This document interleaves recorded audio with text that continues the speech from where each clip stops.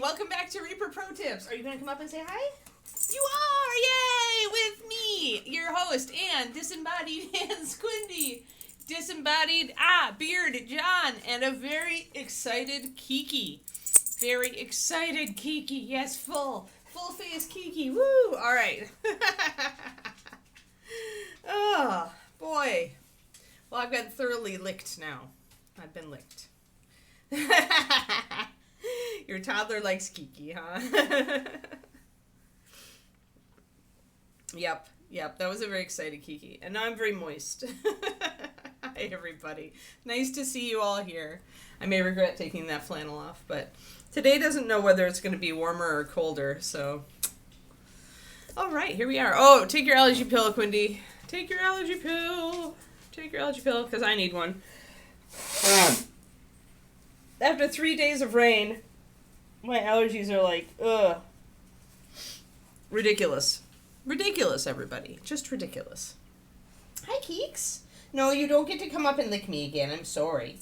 No, you don't. You can have some scruffles, though. David's home today. He has today and tomorrow off. Lucky man. Lucky man. Yeah, but that means you should go pester him, Bubba. All he's going to be doing is playing computer games. Yeah, that's all he's doing. Yeah, unlike me, I'm working right now. Yes, I am. I know it doesn't seem like it. I'm petting you, but okay, work. Go see Daddy. You can barely breathe. Oh, Kerniko. I couldn't live. Like, obviously I couldn't live in Scotland, or if I did, I'd have to get stronger allergy pills. Because the rain. It murders me. Ugh. Quindy, you've got to learn to, like, alert yourself. All right, I'm going to put away a couple of colors here real quick. Get some space on my desktop. There we go. All right, now we're doing a little bit better. A little bit less crap all around. All right, we are working on our Mouslings today. Of course, Ghosty Mouse is already finished, so he can sit over there. And Little Miss Mouse, who I still have to do highlighting on, and was thinking about doing a glaze on to bring down that yellow color that I used. But I think I go back and forth on it because I actually, I don't mind the strongness of the color. I do feel like once it gets highlights on it, I feel like we're going to be fine. There we go. But yeah, once I get some more of that fur highlighted and the hair highlighted, I think we're going to be okay. So yeah, that's my thoughts. I'm going to mix up grab some yellow oxide yellow, and some purple to throw into it to make it be happier.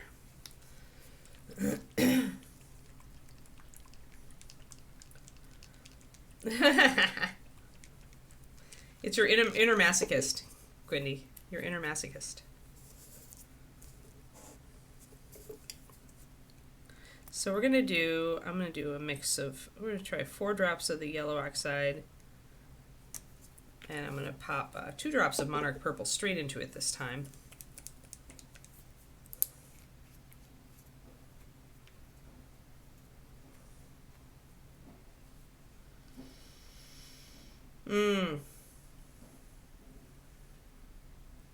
Yeah, right. Yeah.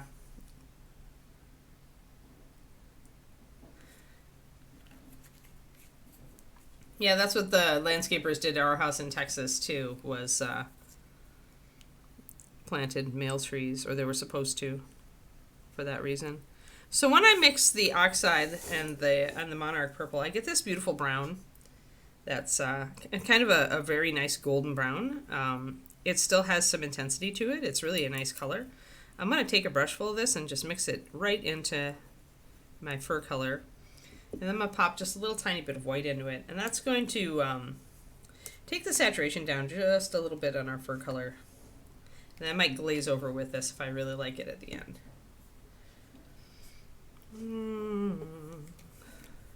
Now we've got to definitely add some water to this.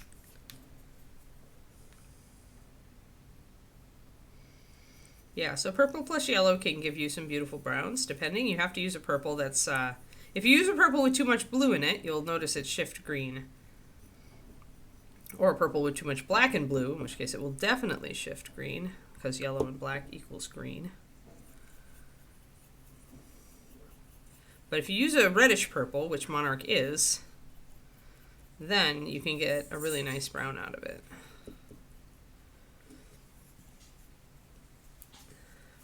There we go. So let's pop that, and then I'm going to make a highlight for it.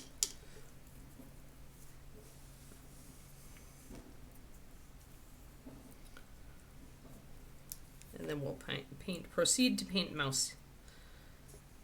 I'm going to do a little bit more.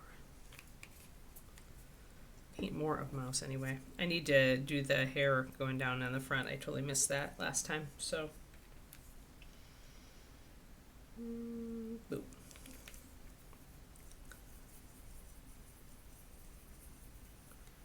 And that's very much like blonde hair, this color. This highlight color is very much like the blonde hair color from MSP. So let us work with this.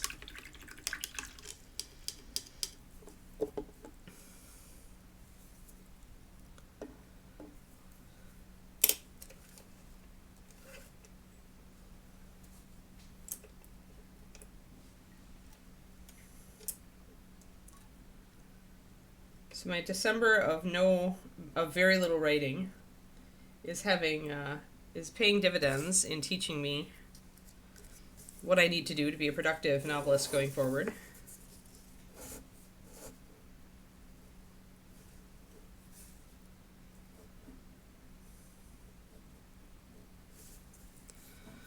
But yeah, so I have to really have my characters understood. And this morning I realized I really just need to spend some time, a lot of time, thinking about the story. So I have to be disengaged with anything else that's going to take up my story brain, which means no thinking about D&D games, no reading my favorite lit RPG, nothing that makes me think about anybody else's world but my own, essentially. Because if I get too involved with whatever book I'm reading, then I don't think about my own story. I think about somebody else's story. So it's just been a journey of discovery this December to figure out how I'm going to be going forward. All the paint colors of Paint Club now? Nice. I'm going to get a little bit of this Monarch purple, and I'm actually going to put it back here in a well, and I'm going to drop just a little bit of oxide yellow into it. I want a dark shading color, darker than my golden brown. And since Monarch is so much darker, I'm hoping I can get a mix that will end up being brownish, even if it's a bit purple. I don't care. I'm gonna drop some water into that.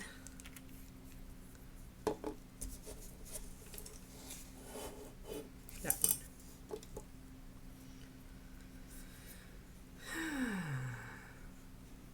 So yes, that worked. It's a very, it's kind of a bruisey purple, but it'll work for a shadow. It's still darker. If I really wanted to, I could add some brown liner or something to it, which I may do. Actually has a certain appeal. Just a little bit of brown liner.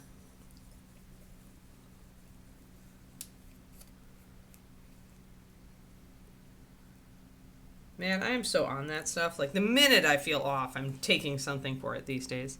But not like, most of my stuff is not actual drugs. It's like probiotics or, my peppermint oil pills now that are working so well with my guts. Which sounds so weird, but it's a thing. So yeah, that darkened it down. Now it'll be a better shadow, so I'm going to use that. Oh, and I rescheduled my procedure, Quindy, so I'll be out for medical on a Tuesday coming up. And possibly the Monday before it, because it's a colonoscope, but I'm going to have to do the whole cleanse, no eating thing, which is never fun, ever. Liquid diet is never fun. So I don't know that I'm going to have much energy that Monday. So it's the 15th. It'll be the 15th and 16th of January.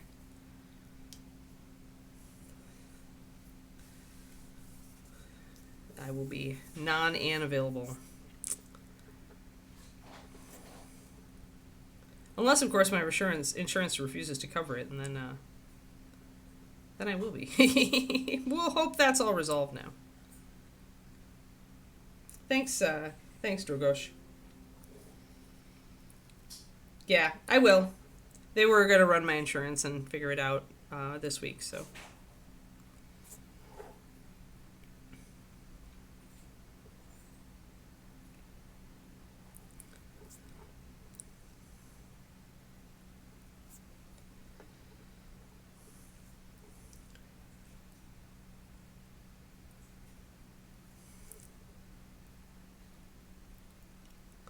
So just putting a little bit of highlight here on this hair. I'm going to put some shadows as well.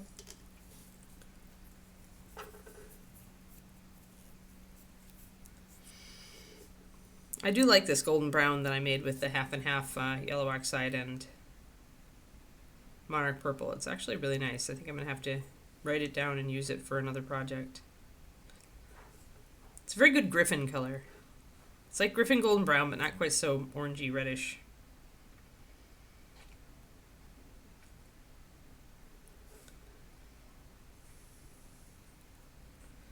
Oh, Drugo says, I am a Reaper Miniatures employee. I have been for over 20 years now. I started out as their staff painter, and then I created the Master Series paint line. So I worked in the paint department, making every color, naming every color, creating all the formulas from the ground up for about 17 years. And then when I moved out here, right during the pandemic, I stopped all that, but I still work for them on doing this stream every weekday morning. So every weekday morning I am here. We do a 6 model rotation. So like tomorrow's model, we'll be back to our mermaid. I only paint Reaper models, so we're mostly doing 28 millimeter. But every once in a while, Reaper will do a bigger piece and I'll paint it. Like we have the big Druid from the Druid Sophie from ReaperCon this year that we've got to start at some point in the new year. Yeah, it's pretty much a dream job. It's been a dream job for a lot of years. So now I'm part-time since I'm remote, but I still am a Reaper employee, so I still celebrate my Reaperversary. But yeah, probably the proudest thing about my life at this point is creating that paint line, because so many people use it and get joy out of it. So, and right now I also do Patreon, so I am a freelance miniatures I guess painter and instructor. Mostly I live on my Patreon. I have a Twitch channel. I do all that stuff, and then I do this. So altogether, I can live, and be happy doing pretty much the job I want to do. I'm not sure yet, Agent Marvel. A lot of my projects evolve as they go, and the more muted I take this color, the less likely the red will work. But I really have to see how the hair looks after I've done it, and if I like it, and what I want to do, right? So, we might, but I don't know. I believe in letting the figure guide itself most of the time. I just look at the way it's going, and I decide if I like it or not. If I'm going to change it, I change it. But with my painting, much as with my writing, there's a lot of thinking about it and following my gut. My gut instincts are pretty good, so.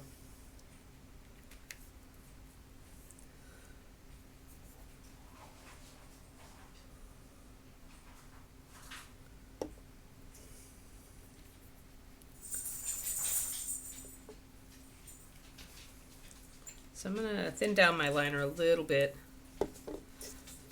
I want to get some definition around here. I usually soft finish a part and then I line around it. I'm feeling the need to line around this now. So I'm just going to do it.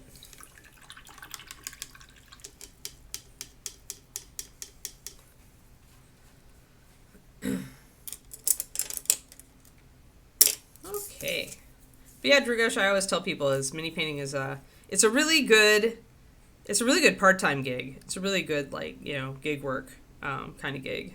But then to make it work as a full-time, it takes a lot of work.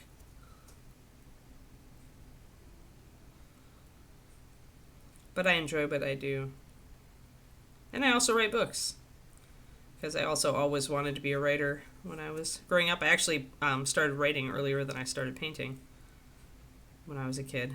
So now I also have some young adult fantasy books published, and we're working on getting more of those out.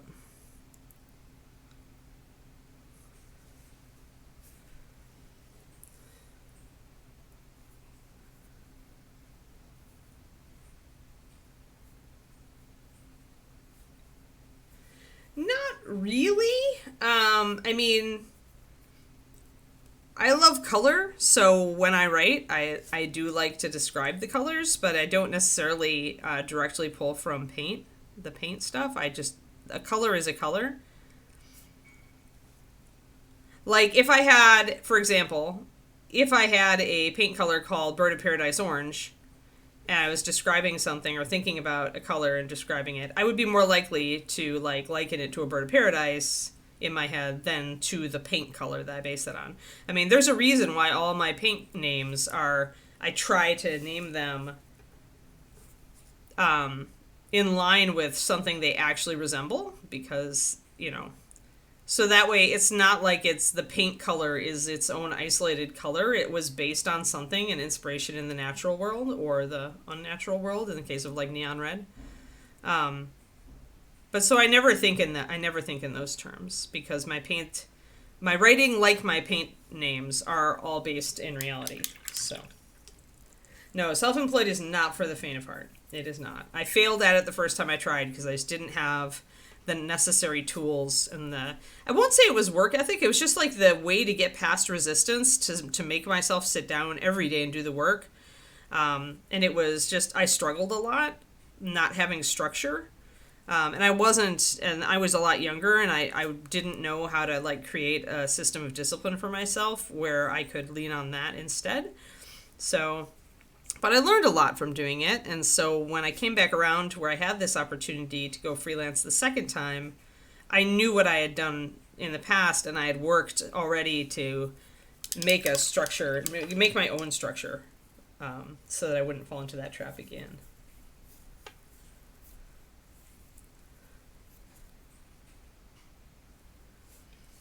Well, colors are colors. I mean, it's, if I created an orange based around a sunset, but it's not, Slayer, it's not the same, because more often when I was creating paint colors, I was not creating from a concept, like I want a sunrise orange. I was not creating from that.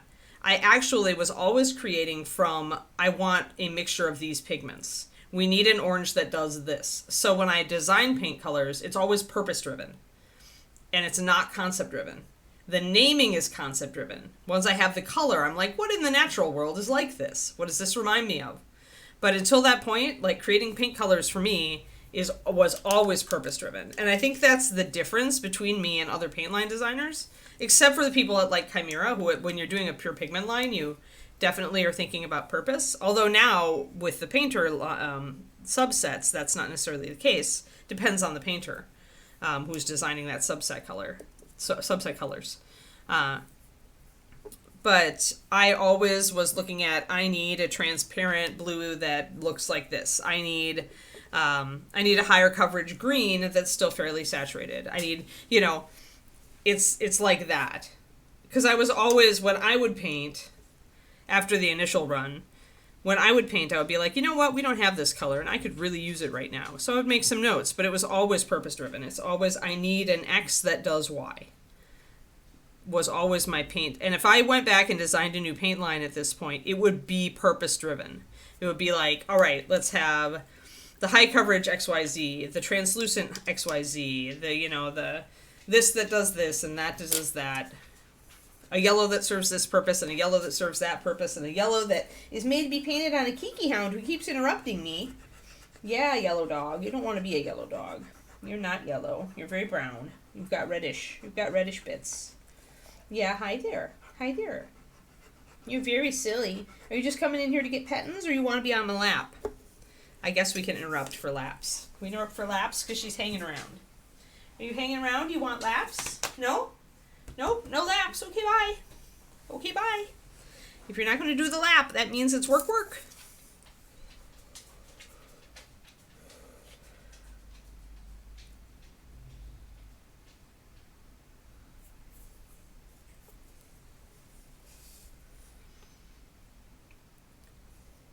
But yeah, so it's kind of, at that point, it's kind of a disconnect between my artist self and my practical, analytical self, which are definitely two different parts of Anne.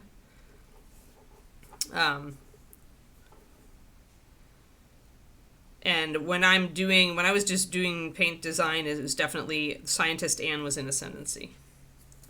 There were some rare differences where I would see, like, when I was at the Chihuly exhibit in the Oklahoma Museum of Art, I saw a color of glass that I'm like, I need that color that color needs to be in my life and in a paint bottle.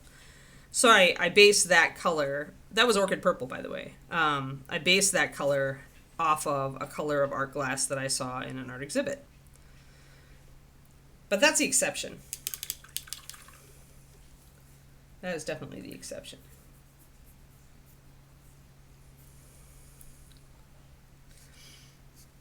Hello, Kodiak.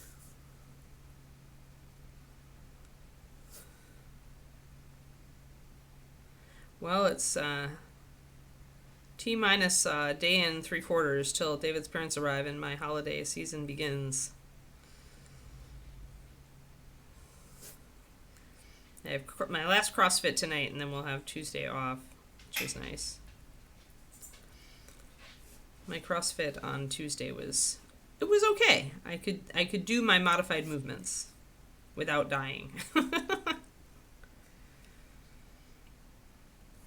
I realized I would enjoy CrossFit more if I could if I learned to scale better.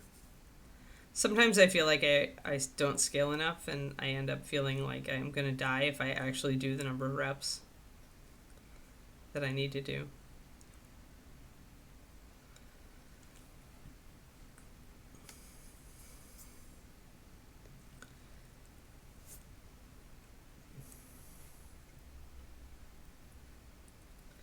Well, Crows, that's perfectly fair as long as you're willing to mix. You can really, a red is a red is a red, is a yellow is a yellow is a yellow, and the only thing that can limit you there is if you pick a red or a yellow or whatever that has a lot of white in it, or a color with a lot of black. Those two things tend to limit what you can do. Speaking of, I'm going to mix myself in ear color here. I'm going to take some fire red.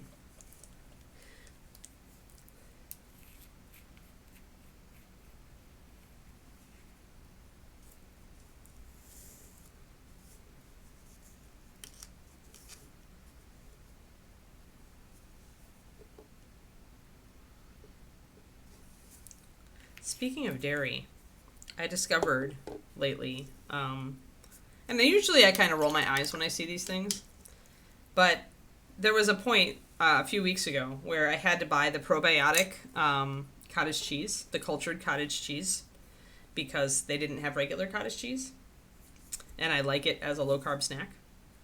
And the probiotic one is even lower carb because I assume the bacteria eat the carbs. But anyway, I'm addicted to this stuff now. It's got a much more strong flavor than regular cottage cheese. It's like, it's really tangy. And there's something about it. I just love it. I'm into it. I don't know if you've ever tried that stuff, you guys. But if you're a cottage cheese fan, as I am, perhaps attempt the one I use is Good Culture cottage cheese. And yeah, I'm a convert. I'm not going to buy anything else now. All right, now I've got some pink here. I essentially grabbed my fire red. Oh, that looks fluorescent on the screen. It's not that bright. Yeah, it's amazing. Like, if you like cottage cheese, only more cottage cheesy, like Good Culture. Oh my God. I'm never going back.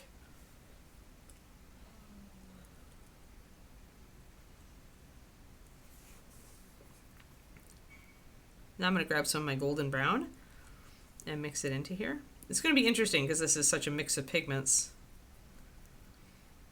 I'm going to grab a little bit more of that. I need to lighten it up, so I need to add more white. I'm making a skin color for the inside of her ears.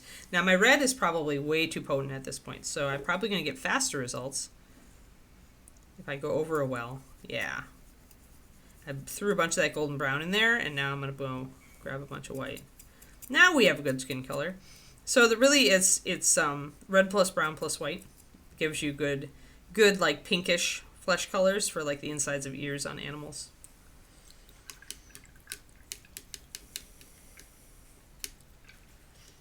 Yeah, she loves cottage cheese. Yeah, that's too bad, Cornico. It's too bad you have destroyed your love of cottage cheese. If I ate that much cottage cheese, I would also hate it. But luckily, I didn't. I don't believe in those diets. For me, I only believe in keto. Keto and, I mean, at this point, low carb with calorie restriction, but I'm never... These days, it's hard for me to be disciplined to truly calorie restrict. So I'm where I'm at. And actually, I've been building muscle. So my body composition has shifted. That's good. So I've gotten less fat. I still weigh the same, but I've gotten less fat. So we've got pink ears now. And I'm going to probably highlight that a little bit.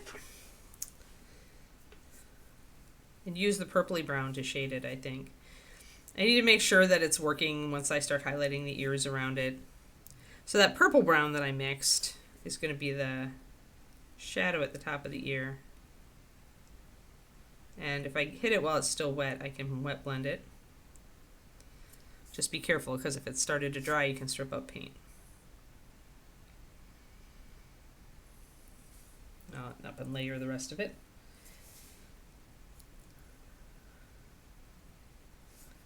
It looks awful, but it's tasty.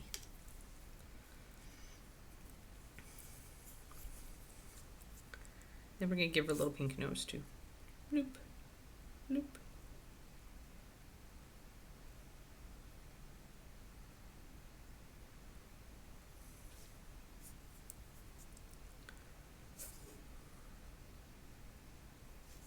So we'll try to get the face kind of, and the hair kind of done today.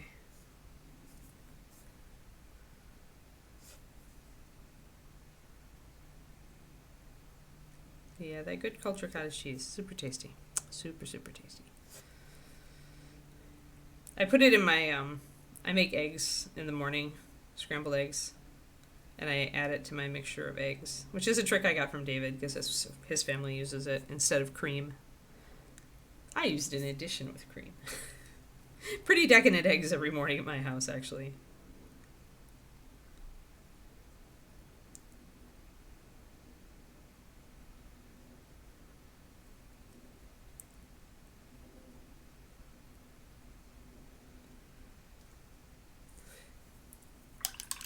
Well, it's not like yeah, there are some things like that I also didn't like as a kid. I think the big one is mushrooms for me. I hated them as a kid because I always had, like, with my parents, they never got the fresh ones. They always, like, had the canned slimy ones because Midwest. And so I never, like, appreciated, like, what a good mushroom tasted like until I got older. Like a really good sauteed mushroom. Which now I love, and I will just eat. Like, even after the steak is gone, I am eating the rest of the mushrooms. Just, like, as an appetizer, as a side dish. There we go. So we've got that blended, that purple brown blended in up there. God, I love both. Those are two of my favorite foods. We are the antithesis of each other, crows.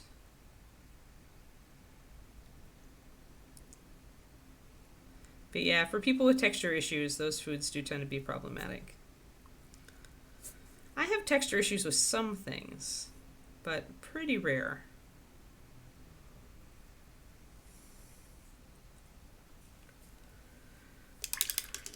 But I'm not going to bemoan you hating sushi, because that just means there's more of it in the world for me. Yum. Give me all of your raw fish. I'll just take care of it for you.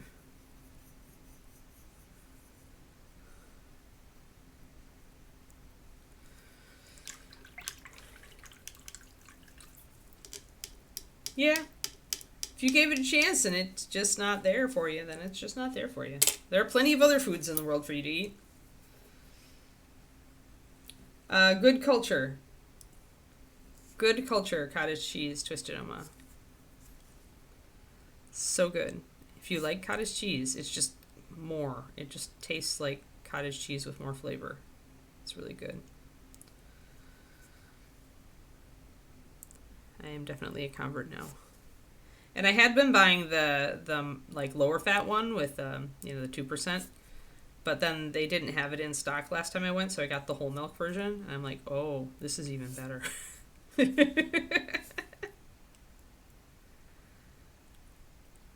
So a little bit of white in there to get a little bit of a highlight down on the bottom of the ear, like there. Hey, Thormel. Yeah, a lot of I know that I don't think I can get it at my regular grocery store. My Safeway doesn't have it, but but the little local, like Sprouts has it. Obviously Whole Foods will probably have it. My little local grocery store orders it. Now, as with most wet blending, as I'm doing these wet blends, they're not going to be perfect blends. And if I really want them to look nice, like really well blended, I'll go back in with layering. Wet blending is good for getting like a start down, but it's not the end all be all of blending. Or to make it that, you have to spend so much time in it that you may as well have layered in the first place.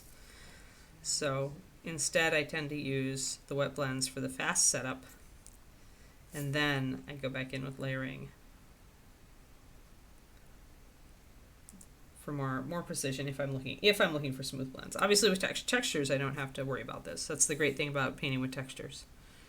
But on a 28 millimeter, a lot of the time, there are limited textures that you're going to be utilizing. So if you're not really going in on the textures, or you're not painting in an area where a texture is suitable, then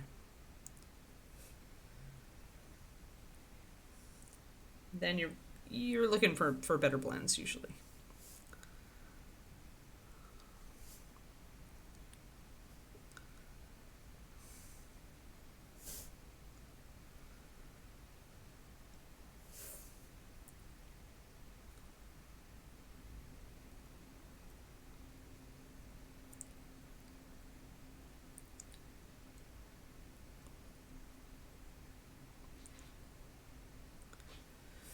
I was picking up audiobooks to listen to on my walks, and I just picked up. I really like Walter Isaacson, and he did that. He just did one on Elon Musk, and I picked it up. I really liked his Steve Jobs one, so I'm interested. It'll be a very long audiobook for me to listen to on my walks for a while. I need something that's not going to distract my brain too much. Nonfiction is good for me on walks.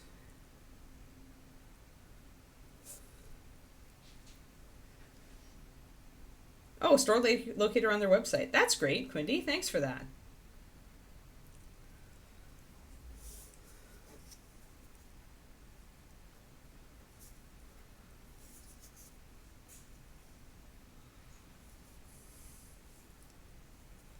My favorite spinach is still Julia Child, still French. Spinach with butter and just a little bit of nutmeg sauteed. That's my favorite spinach.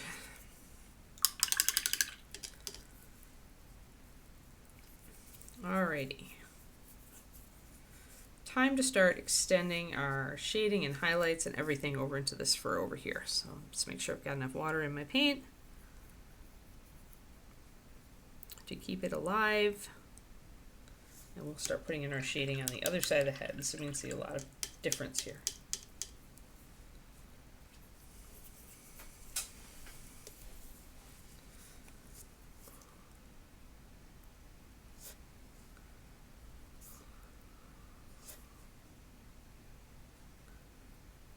So if we remember our rules about hair, right where it's going to drop off the top of the head, so right where it starts to really curve in here, we're going to need a shadow. So that's what I'm blocking in right here. I'm using my golden brown color. No bargains, Missy. And I'm going to get some of these tufts. Kiki, no barks. We're fine.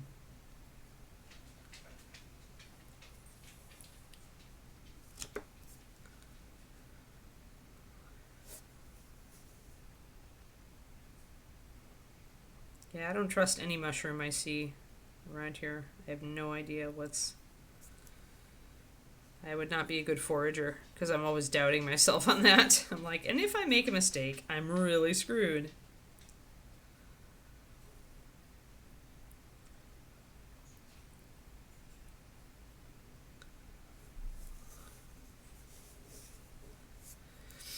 So it's coming in, and we're using that golden brown color to start blocking in some shadows. We're not blending them in, we're just putting them in the place they should be so we can start getting a feel for how it looks.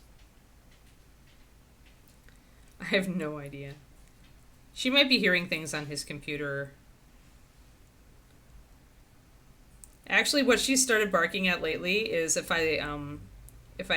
somebody leaves a message on my phone, and I tend to play the message back on speaker. So if she hears that voice on speakerphone, she'll start woofing at it. She's like, hey, there's somebody else here. There's somebody else here. They're close. It's very funny. And I have to go like, Kiki, come here. And then I hold up the phone and she licks it. It's like, the person is trapped in my phone, Kiki. But yeah, normally she doesn't bark at what she hears from David's room just because it's all predictable computer noises. It's either WoW, or it's Path of Exile, or it's Diablo. And he's got music on while he plays it.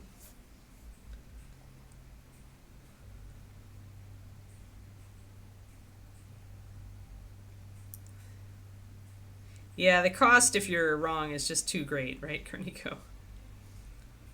Like, that's what I don't think my risk tolerance would handle that. I don't have a lot of risk tolerance. Not when it comes to living.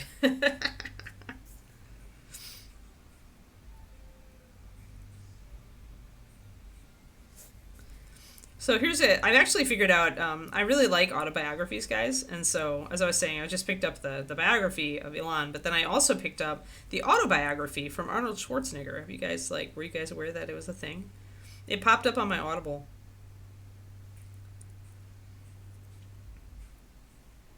I like to listen to autobiographies a lot. Like, when it's just like, I go through these phases. But whenever I see one that's done by somebody I am interested in, doesn't even have to be somebody I necessarily admire or believe in, but I like to see how people think. I enjoy it.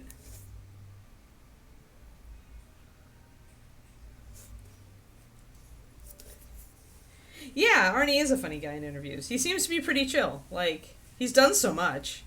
His focus is amazing. Like, what led him get to where he was. And is.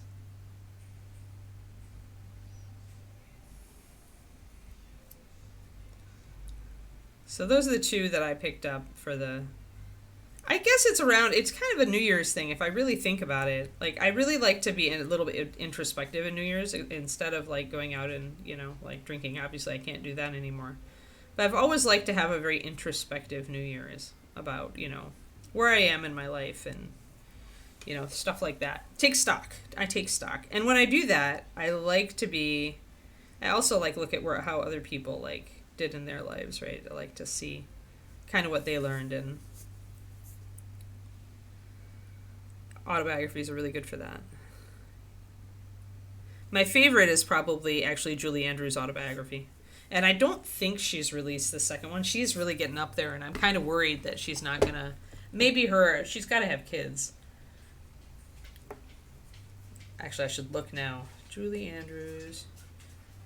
The first one is called Home, and it's the first part of her life and career. Julie Andrews book. Is it out? Oh, here we go. Maybe it is. Yes. Sweet, the next book is out. All right, for those who love Julie Andrews like I have ever since Sound of Music, the first book is Home, the second is Homework.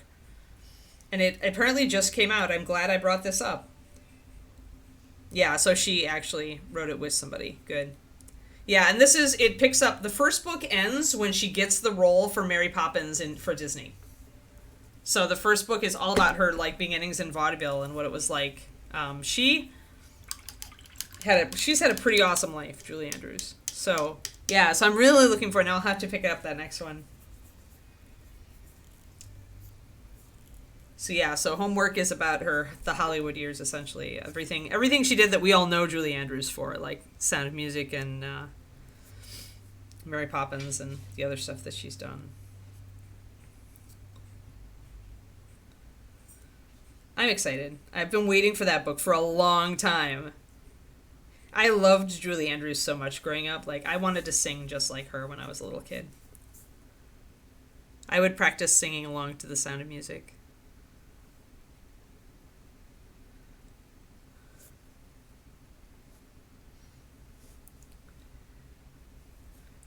Oh, yeah, Arnie, yep. Yeah, cool. Yeah, I'm looking forward to listening to that book, too. I think he narrates it. I'm pretty sure he does. Because I think he's done voice acting work at this point, too. So I'm putting just a little bit of shading up here. I just want to bring out these strands. I'll end up lightening them up a lot. And I may end up glazing to reduce the shadows in the end, but I want to make sure that they all like are brought out. So mostly I'm blocking in, but I'm doing some lining. Then I'm going to put a little bit of shadow right up next to that lock of hair.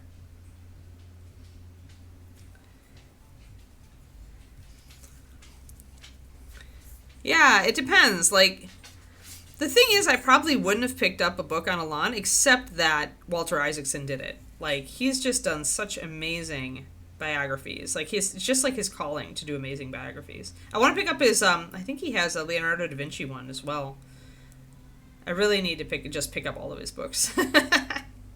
He's a great storyteller. He's very good at taking the story of a person's life and really really showing what like went into making them who they are. And he's very insightful on people. So yeah. Like I said, the Steve Jobs one was amazing. And he doesn't sugarcoat people. Like, he tries to give an honest portrayal. Like, all their faults.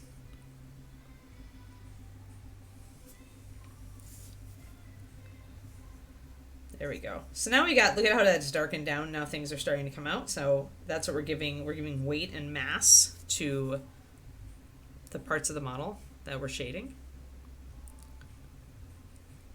And we're also starting to give clues about opacity, but we're not quite there yet. Because hair, remember, is translucent. So we're going to be working with that.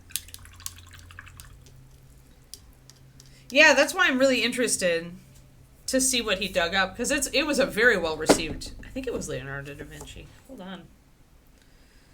Walter Isaacson books.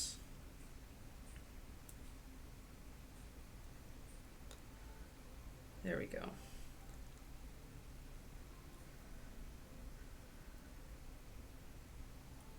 So he did Benjamin Franklin. He did Einstein. Oh, I need to pick up that one. Leonardo da Vinci. Yep. Leonardo da Vinci by Walter Isaacson.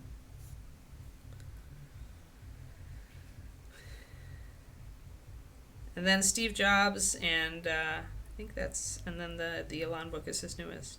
He puts a lot of time and effort into his stuff. I'm going to mix up a little bit more pure white. I'm going to need it for the hair here.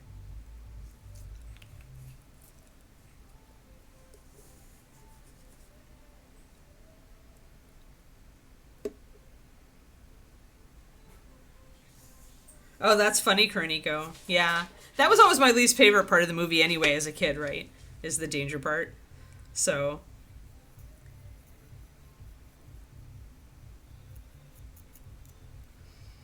Although I watched, there's a cool retrospective on The Sound of Music out that interviews a lot of the original actors today. It was on not long ago. I spotted it and watched a good part of it online. A few years back, probably for the anniversary of the movie. And they talked a bit about how the story deviates a bit from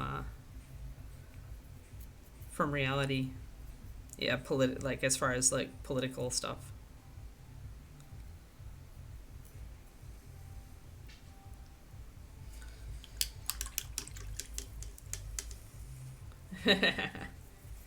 We got to watch it all the way through. It was just my least favorite part of the movie because I liked all the awesome singing. I was very into musicals as a child. I'm like, oh, here are the bad guys. Now there won't be any more singing. I'll just stop watching the movie now.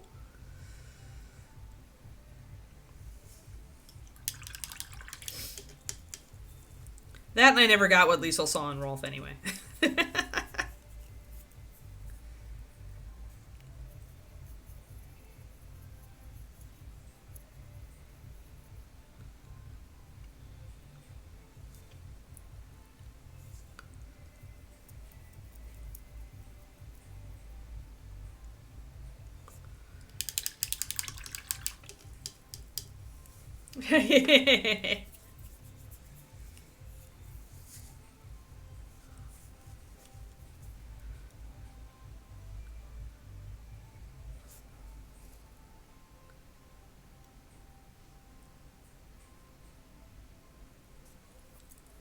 So just a little bit of highlighting starting to come in here. I'm going to start kind of blending in my shadow here a little bit more.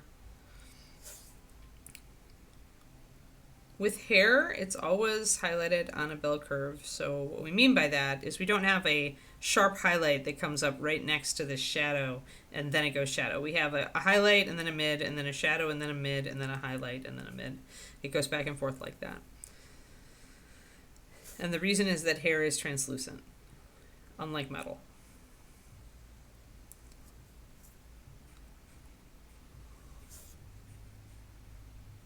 Muppet Treasure Island.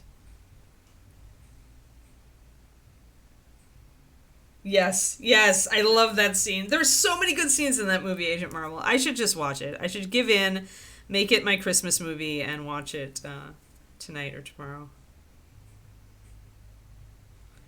Although I also need to watch White Christmas. Also a favorite. That was my brother and I's traditional musical Christmas movie. And my mom loves A Christmas Story, which I also like, but I've seen it so many times at this point.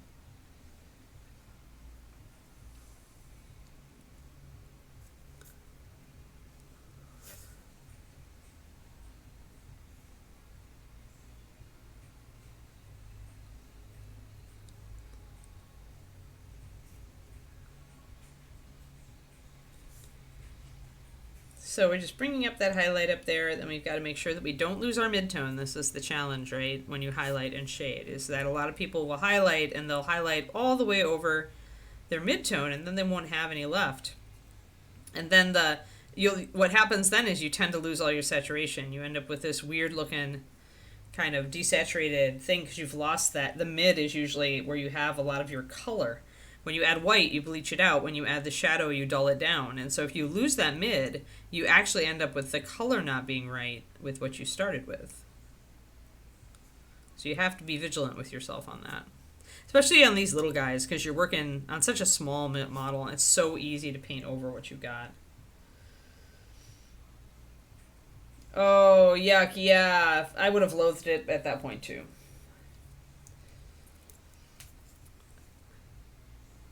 So the Sound of Music portrays it as if Von Trapp is very anti-German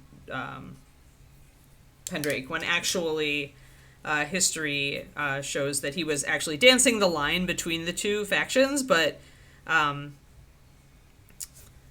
letter that he gets on the night of the performance is actually an invitation to go to like one of the Germans, like, where essentially to go to a party that was very much you will throw in your support with us. And so he essentially had to make a decision at that point of and he chose to leave Austria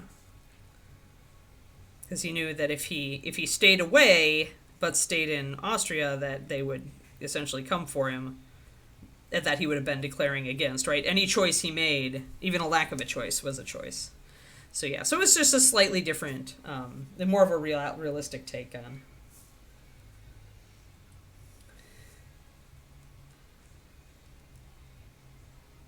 in reality, people do what they have to do to try to keep their worlds intact, right? And so he kept his world intact for as long as he could by not making a decision, but then he was forced into one.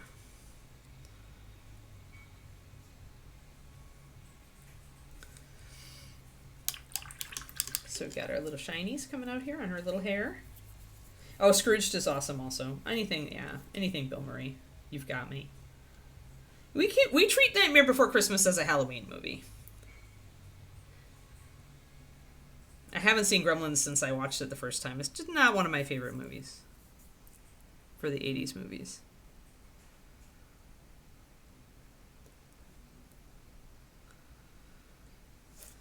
And likewise, I've only seen Die Hard once, and I don't need to see it again. Everybody's got their own groups of movies that they love. If my dad hadn't been so into musicals, I probably wouldn't love White Christmas like I do.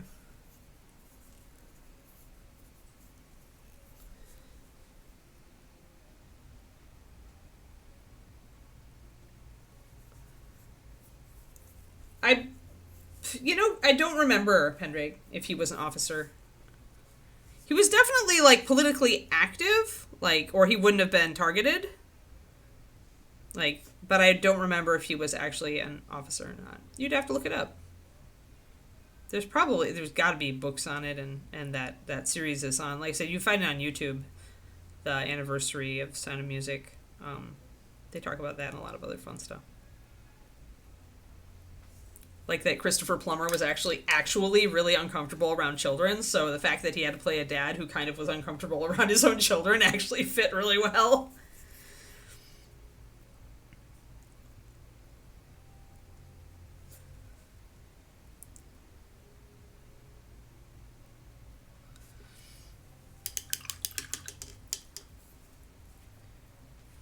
Every day is Halloween for Quinny. That's part of why we love her. Totally a Halloween movie for me. Damn it, David is listening. I talked to him. He never really cares what music he has on, and so he's got this playlist. I'm like, do a Coldplay one, because I really like Coldplay. And so now the problem is that all these songs are coming on in the background, and I want to sing to them, and I can't sing because there's no singing at Paint Club or on Stream Club.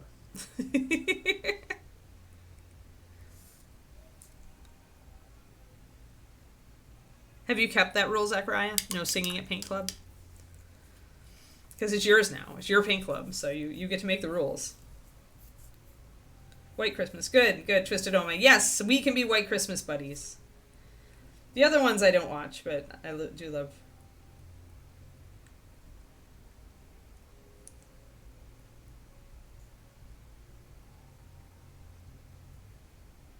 Yeah, it's both. It's not like any one of our opinions is correct. It's just our opinion. Yes. Informal, no singing in Paint Club. With rule number 2 being do talk about Paint Club.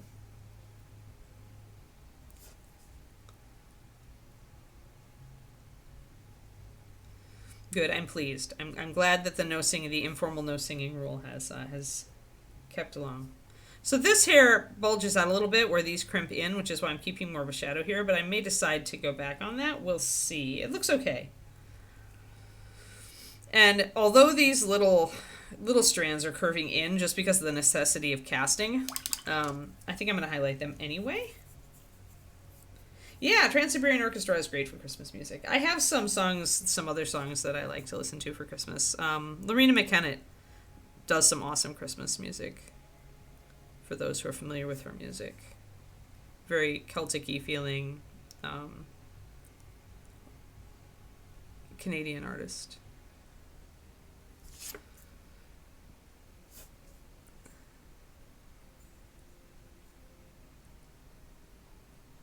So I'm just going to bring out those little strands just so that we don't lose them.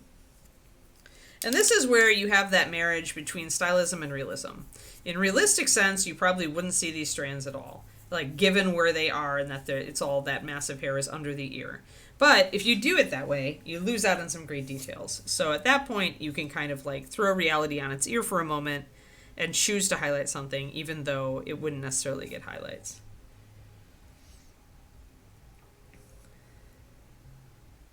Yeah, Lorena is a gem. She's fantastic. I had her live album for the longest time. And her Christmas stuff is, she sings two of the Christmas songs that I most love, which is Good King Wenceslas and God Rest Ye Merry Gentlemen. And I love both versions. And then Enya's Christmas album or winter album. She's got a couple of really killer ones on there too. I only do on Christmas Day, Quindy, because anything earlier than that feels wrong to me. But I grew up with Christmas music playing while we unwrapped presents. So for Christmas morning, I love having Christmas music on. But I'm picky about my Christmas music. Like, I like Mormon Tabernacle Choir. Like, I like traditionalist most of the time, and there's just those few modern artists that I just mentioned that I'll listen to. I certainly do not want to put on, like, the radio. David's parents have a playlist that I tolerate.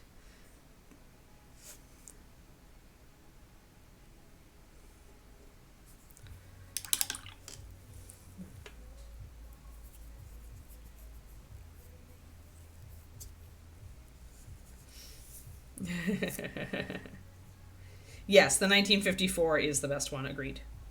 I mean, but that said, I'm still a Bill Murray fan, so I still like Scrooged. That is fantastic. Thank you, Enya, for like totally delivering on your entire ambience and buying a castle. Thank you. Thank you for being a real life fairy tale. I want to be Enya now. I wouldn't live there with my cats, I'd live there with my dogs, but still. Oh yeah, Mannheim Steamroller is good. Yep. Yeah, they do. I can listen to only a certain amount of it, but yes. But, you know, when you only listen to Christmas music one day out of the year, I can tolerate whatever. So bringing in a little bit of light here because this is coming out. But you see how we're creating kind of a silky feel here? So.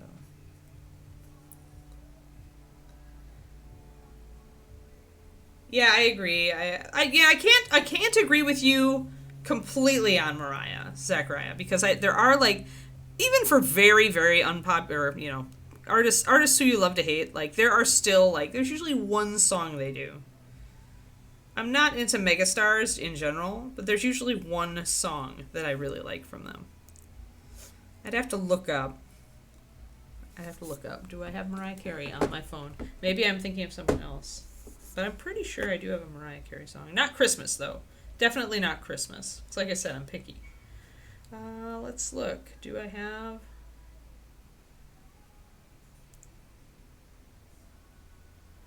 I do not actually have Mariah Carey, so I guess I don't have any. That's cool. Because she would be here. In between Mark Cohn and Martin Page, but she's not. And Mary Chapin Carpenter, but she's not. Yep. Yeah, I've escaped her. I wonder who I was thinking of that I have then. Alright. Had to check, though. I could swear there's like a song or two that I like of hers. Little girl. It's the female Mousling, actually. But yeah, they're very chibi. The Mouslings are very chibi. Mama Jama. Oh, yeah, Celine. You're right. I'm thinking of Celine. I far prefer Celine Dion. And I'm betting she's totally on my phone. Wait. Yep, I have Celine. And I've got like 3 albums of her, actually. Songs from 3 albums. So yeah. So that's a no on Mariah Carey and a yes on Celine Dion.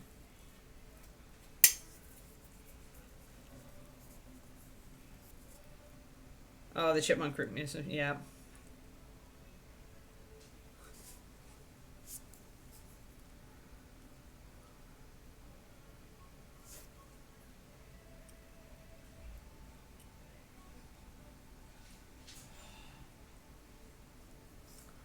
I lost a little bit of my mid-tone in here on the front of the hair. Goth Christmas playlist. Only you, Quindy. Only you.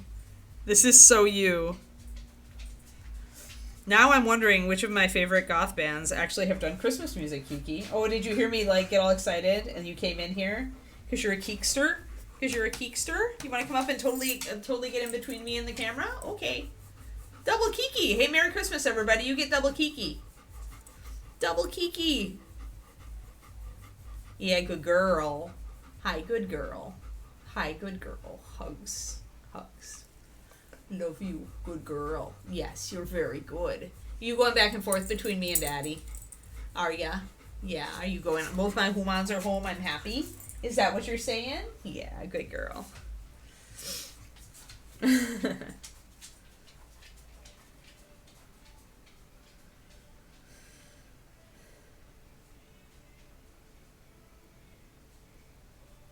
The Crux Shadows, huh?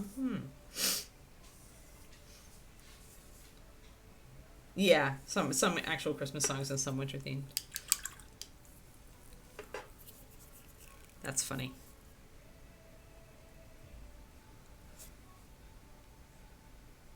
I think I'm gonna actually bring this up a little bit more.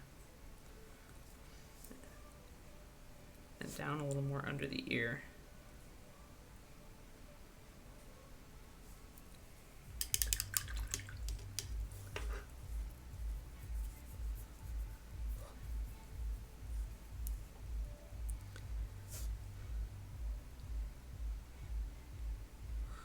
I don't think David's parents would approve of me if I decided to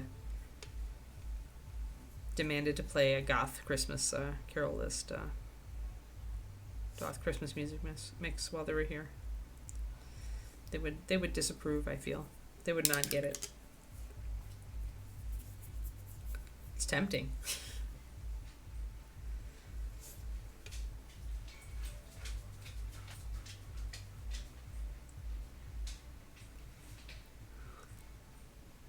Now I have to look up this band.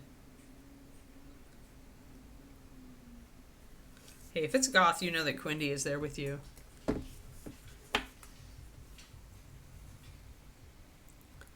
I'm gonna search.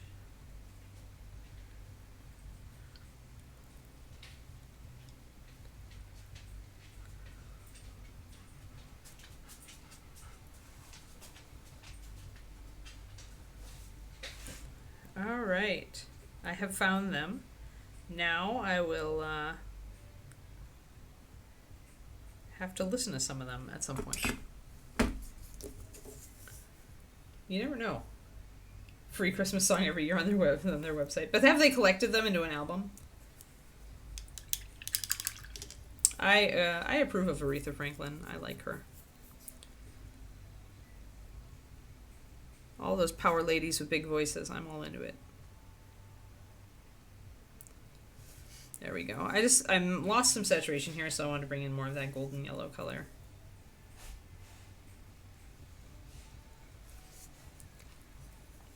All right, and this ear is bothering me now.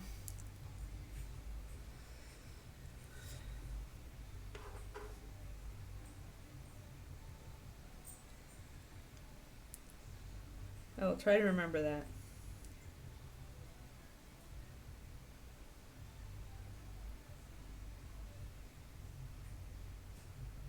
They do a donation for download.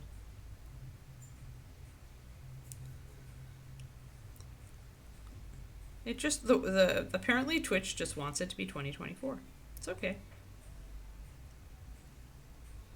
I'm kind of looking forward to 2024. I don't know. What about you guys? I'm looking forward to it. I'm excited to see what I can do with my books in the coming year. I don't know that they've got... do we have cat folk? I don't think we do. Not really. We have... oh, yeah, we do. Because we did the rogue. We painted the rogue and the mage on this stream, remember, guys? So, yeah, Julie sculpted them. They're actually not bad at all. They're pretty good. I like the rogue that we painted a lot, Grumpy Cat. Another one you could look up if you want to backseat adventurers is you could look at adventure cats, which are actually, that's what they do.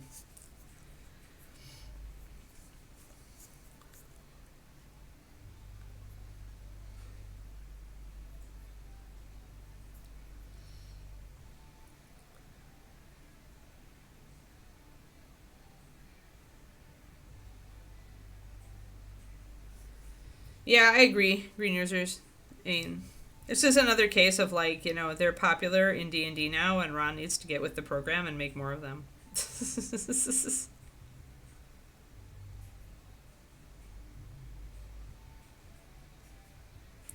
But we still don't have enough Dragonkin either, so. Just going to do a highlight along the upper edge of that ear.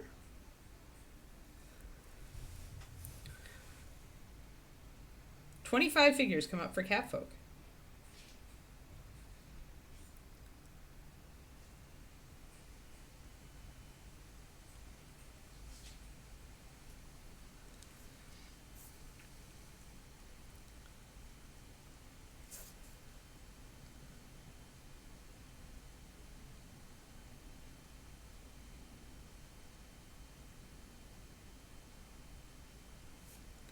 And a little bit of highlight along that lower edge, and that's looking actually pretty good. I still want to re-highlight the bottom part of that ear.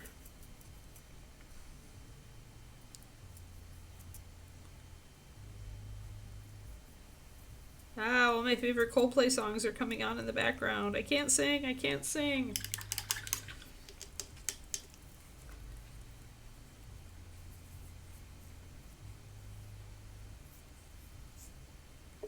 It's good that that happens. It's good that indie musicians and indie authors are getting some play these days.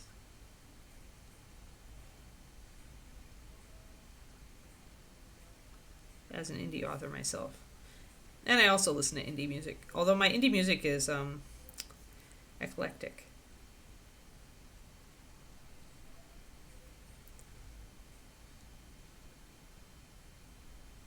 Probably my favorite indie musician right now is Zoe Keating, who's a cellist. So we got that highlighted. And we can come over and tackle the bottom part of this one.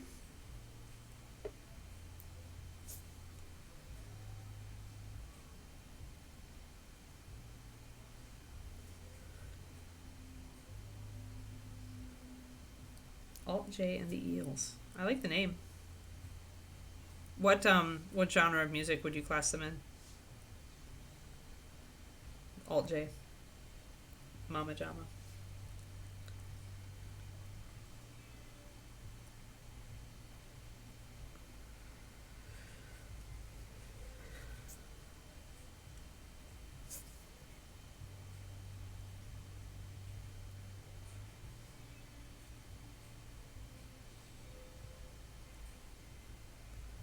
New Wave? Oh, cool. I'll look it up. I like New Wave.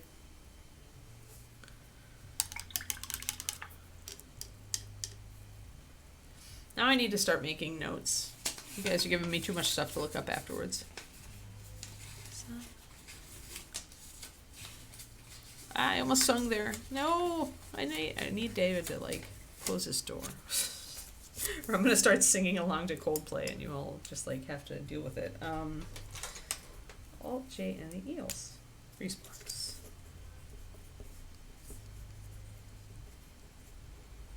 Freeze block. Okay.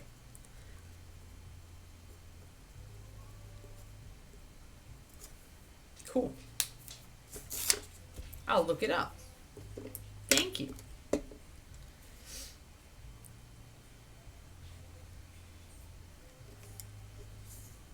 Alrighty. Now I want to get that little nose highlighted and shaded.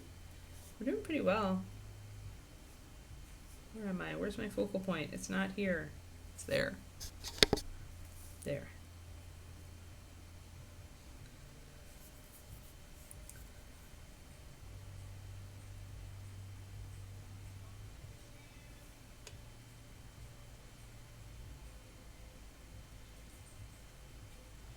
Yeah, nobody really does moderns, but I agree that the dice guys might be good stand-ins.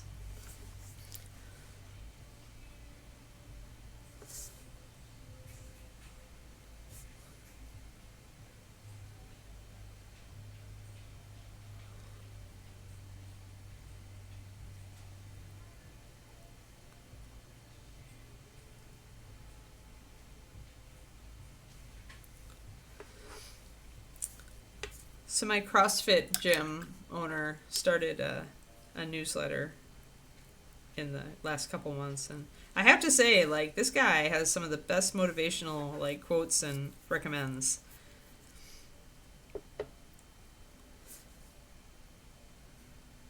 Yesterday I read through his newsletter and I went to watch the clip and I was like, wow, this is a sports guy, but this is so, like, kick butt.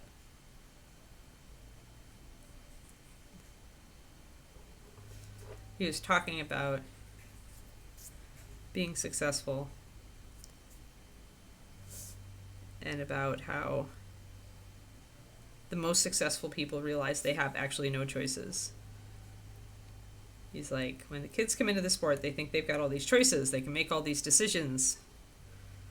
And it's not true. Because in the end, when you want to be successful, there is only one choice. And it is to do the thing that gets you where you're going.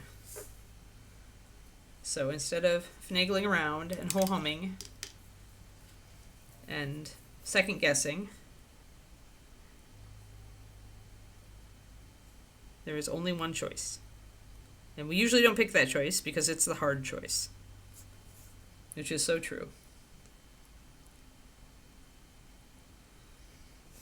But yeah, it was a really cool kind of no excuses pep talk. It was fantastic. I like wrote down the quote right away because I was like, oh, that's a good one.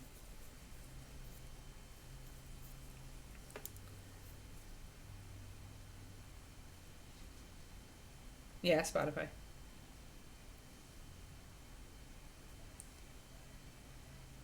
Yeah, it does good job, except then it doesn't do a good job sometimes. Kiki? No.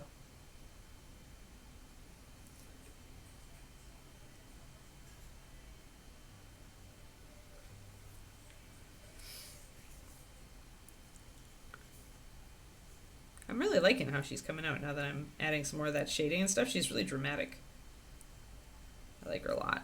All right, more highlight on top of the head.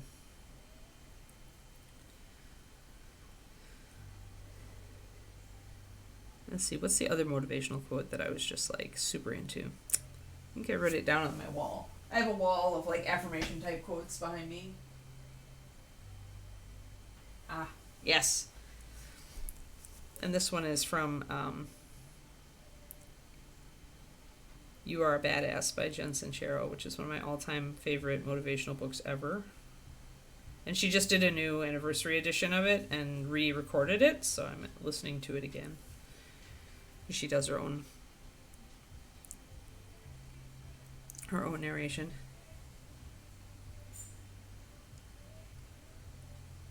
No, I'm not, Pendrake.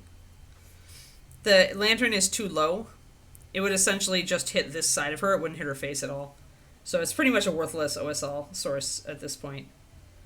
Like, because if you look at it, that edge, like, you might get a little bit on the underside of the chin, but it's held too low. If she sadly, she has really short arms.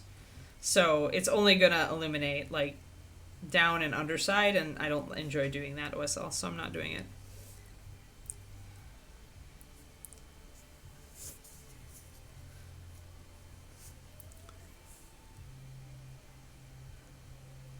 Kind of a waste of a light source. I almost wish she had something else in her hand.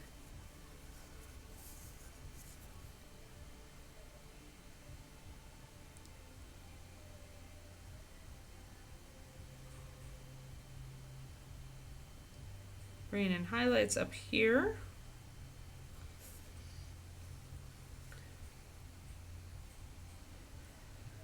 Oh, nice, Richard. Grats on finishing work for the year.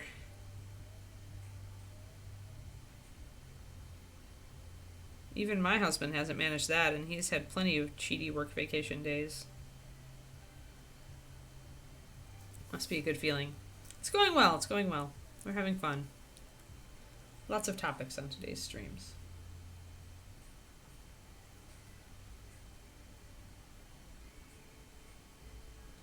No, it's held too low. It's just held too low, Twisted Oma. There's times, and this is, I've done like a stream, talked about this at length on a stream before, and I think I also have talked about it at length on Patreon, about which models are good for OSL and which aren't. Don't force it. Like, you'll know when it's good for OSL, like when it's up at the angle that will give you the best effect. If I was going to paint OSL, I would have started like I did. Effective OSL is started in the dark. Always remember this. Like, especially when you're doing a single model with no backdrop, you can get away with more when you've got a backdrop. But when you have a single model with no backdrop, look at the difference here. Fire up top, fire really low. Like, you're not going to get the light you need. It's just not sculpted that way. So if you want this to work, you could clip the lantern off, put it on a pole next to her, and give her a holy symbol or something in her hand. That would be better. So, but just don't force it. Like, don't try to, like, make creative reasons. Your viewer isn't going to buy those reasons. Yeah.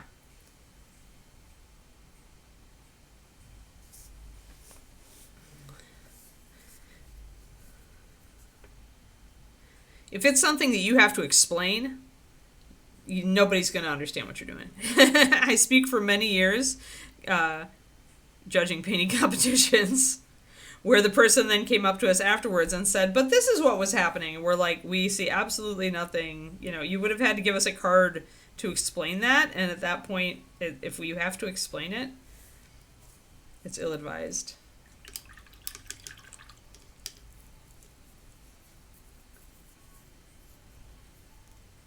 She should have a severed head.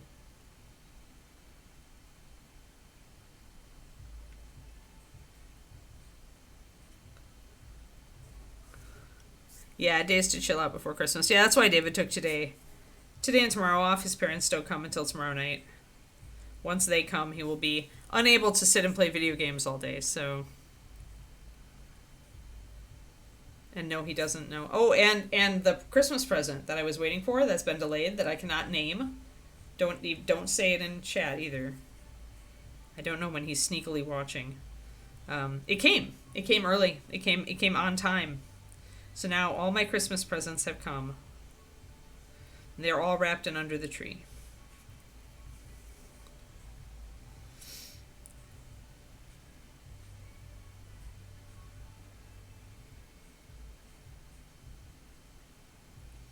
You will ban him. It's Althay. It's Althay. So if he's in the channel, ban him.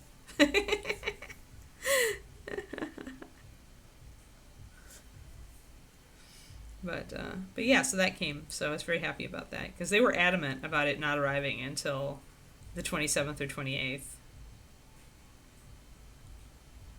And I'm so looking forward to that, actually.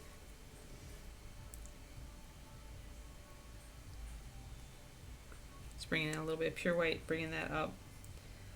Need to watch out again that I don't lose my mid.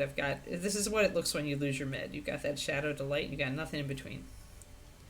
New painting chair. Oh, that's really good. Oh, induction burner and a wok. Really nice. Yeah, those are the best presents. The gift that shall not be named.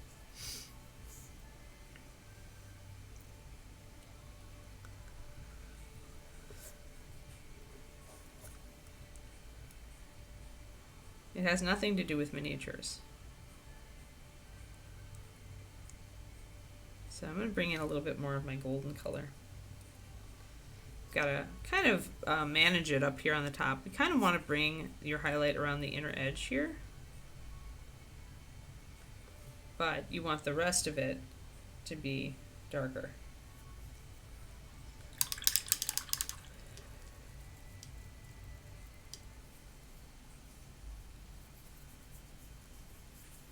Ergonomically is the word you're looking for, Twisted Oma.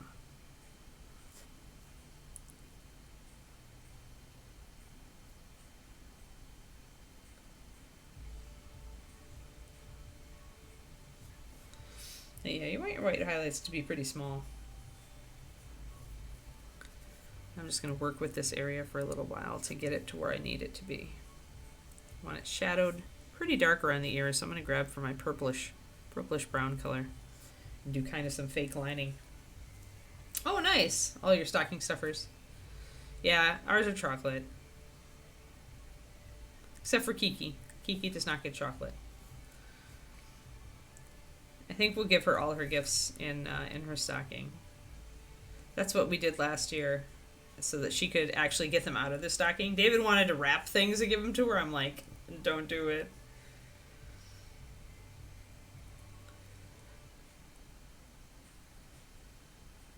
Oh, nice, Cornico. Yeah. Yeah, you need that cat bed feature.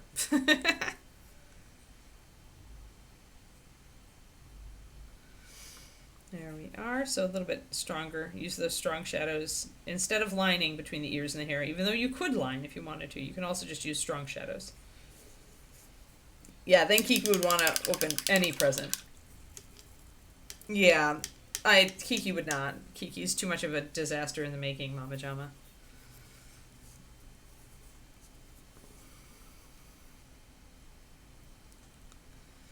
She's such a funny dog.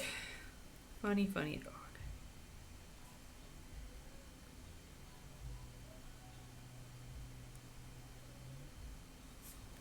I'll get some of these highlights on. I really like the hair there.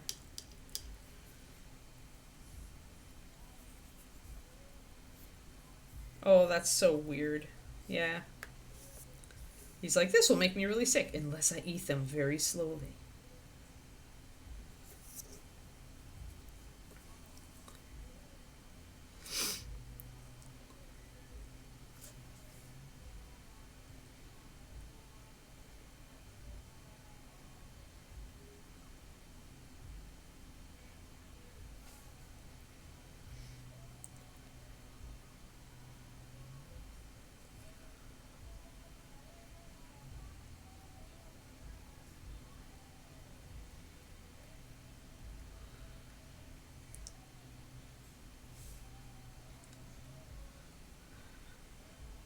There we go, a little bit more light up there.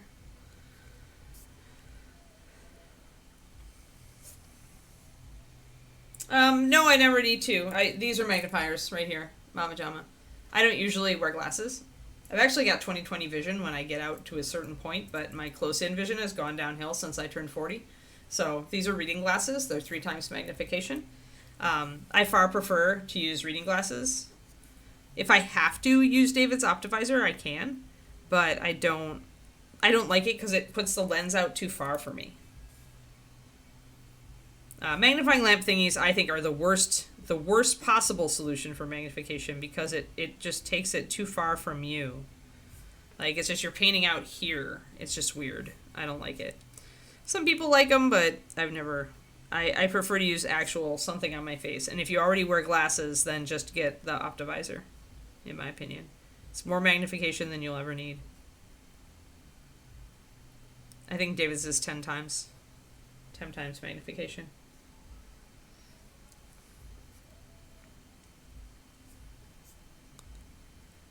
Trying to get that lower edge of that ear picked up there.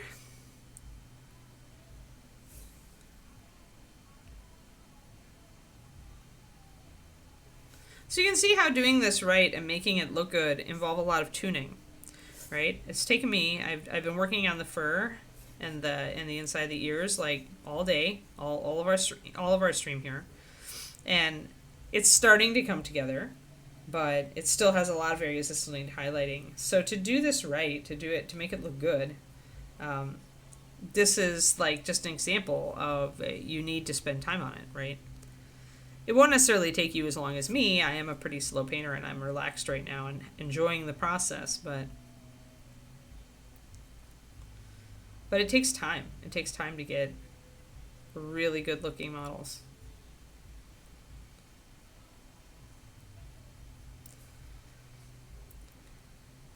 Put a little bit more light there up on top of the head.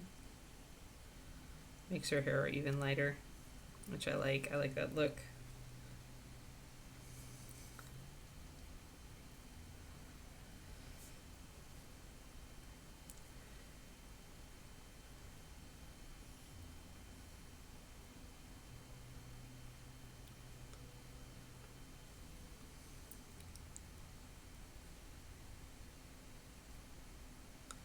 I just want to do a little bit of suggesting some little strands in here. And then I can take my mid-tone and kind of paint over it.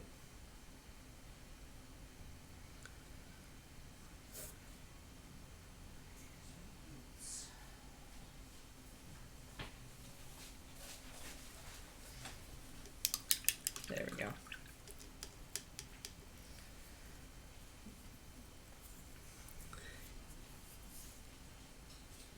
Yeah, I like how this is looking. I still need to bring back my light highlights back here. But this hair is really thick. You can see how it's got this big, I hate those strand kind of things. I really prefer this.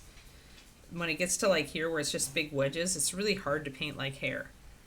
I wish sculptors would understand that.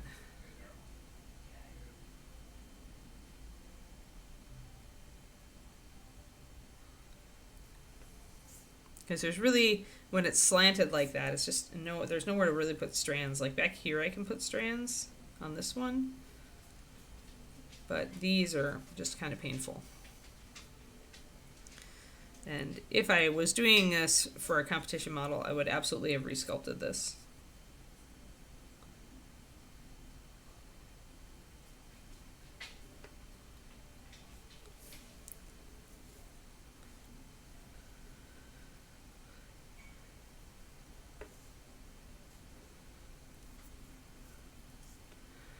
I think we'll call it there, and we'll finish out the backside with the highlighting next time. I'm pretty happy.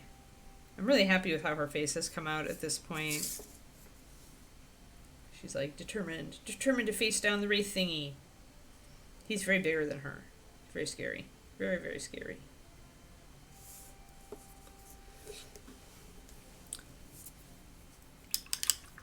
Oh, speaking of bigger than her, Mom sent me an amusing picture of my brother's birthday was yesterday, and so they had a shot, the family, Amy put up a shot on Instagram of all of them standing next to each other, and I am gratified to know that my brother has finally shrunk.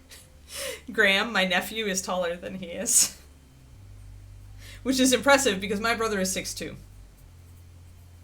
and Graham has exceeded that. Even allowing for camera tricks, they're on the same level in the photo. So Graham's at least 6'3", 6'4", I'd say, at this point. He's become a true tall guy. The tallest one in the family. But yes, I'm like, obviously my brother has shrunk. So as the shortest one in the family, that just makes me feel happy. He is a string bean of a person. He is very...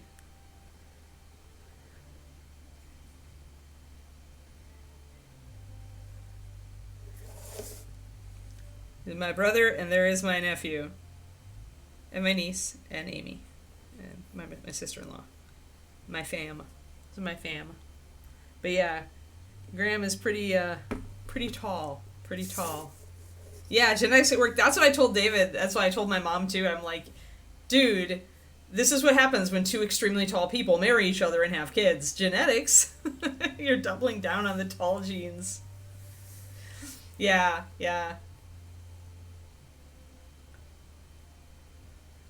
I've never outgrown my mom. I've always been the shortest one. I got my grandma's genes. Both sides of grandma's. Both grandmas were shorter. So I got the short person. I'm average. Like, I've shrunk now because I'm older. I hate the shrinking thing. Like, I'm below 5'6" now. I used to be 5'6" and a half, and I was very proud of that half, dang it. Yeah.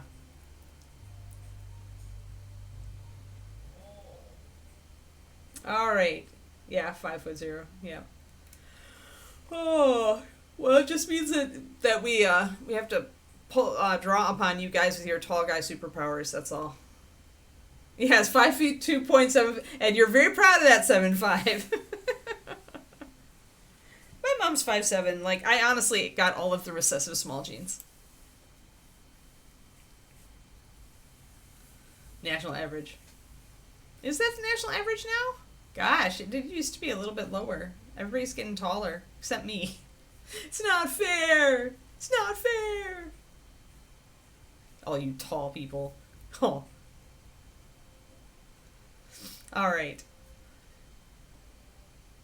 Yeah, for sure. Yeah, your son is really tall, Twistoma.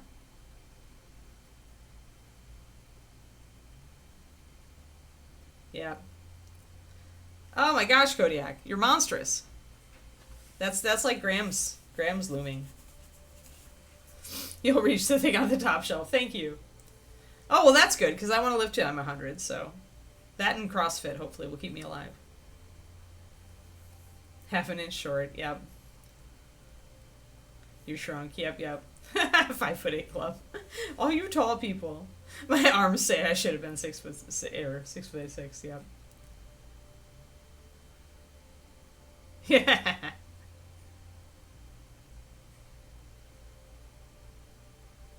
Yeah, I have to, I do exercises to force myself to stand up straight.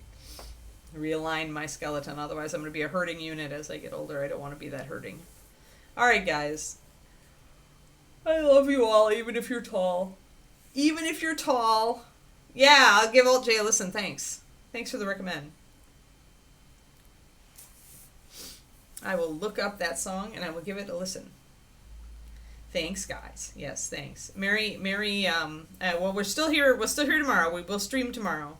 Even if you aren't tall. I'm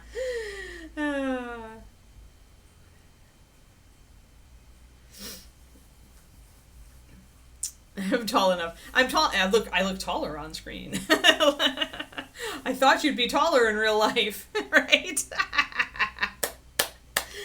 All right, darlings. Tomorrow we're mermaiding. Christmas mermaid. Christmas mermaid is back tomorrow. Maybe we'll do some Rust. Or we'll keep working on our. Yeah, I kind of like. Yeah, maybe we'll do some Rust. We'll rust things out. That could be fun. Oh, yawnings. I was not supposed to yawn today, but it's got overcast out. It was all sunny this morning. All right, guys. Thank you so much for tuning in. We will mermaid tomorrow for our final stream before the holidays.